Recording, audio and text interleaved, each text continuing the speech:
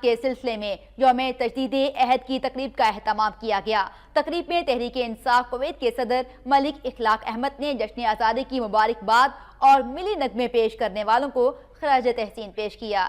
ملک اخلاق احمد کا کہنا تھا کہ ملک میں مسائل زیادہ جبکہ وسائل بہت کم ہیں۔ ملک میں بم دھماکوں سے نہتے شہریوں پر عرصہ حیات تنگ کیا جا رہا ہے۔ انہوں نے کہا کہ عمران خان نوجوانوں کا ہیرو بن کر ابھرا، جس نے گیند اور بلہ چھوڑ کر ملک کے نوجوانوں میں شعور بیدار کیا۔ اس موقع پر شیخ مقصود اختر نے کہا کہ قوم کو مزید دکھ نہ دیے جائیں اور ایک بن کر ملک کی خدمت کی جائے۔ تمام سیاسی جماعتیں صرف پاکستان اور قوم کے بارے میں سوچیں، بے شک اپنا پلیٹ فارم استعمال کریں۔ عوام کے اتحاد میں ہی پاکستان کی بقا ہے۔ دیگر مقررین کا کہنا تھا کہ پاکستان لاکھوں قربانیاں دے کر حاصل کیا گیا، لیکن چند خاندان اس پر قابض ہو گئے جن کی لوٹ کھسوٹ سے پاکستان کا خزانہ خالی ہو گیا۔